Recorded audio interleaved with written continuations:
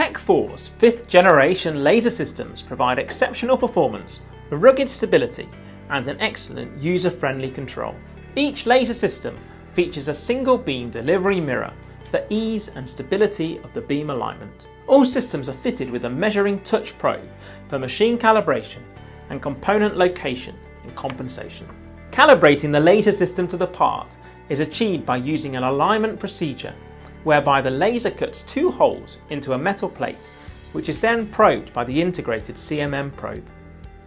The system then finds the metal plate on the base of the fixture and repeats this process once again. The machine now knows the exact position of the laser beam relative to the machine axes and automatically updates tool offsets for the laser position.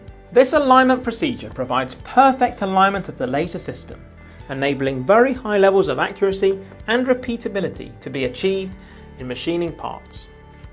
Compensation is made for part variation, helping to reduce scrappage. TEK4's laser systems are able to percussion drill, trepan drill, cut drill and weld, all in one setup by switching processes using program parameters.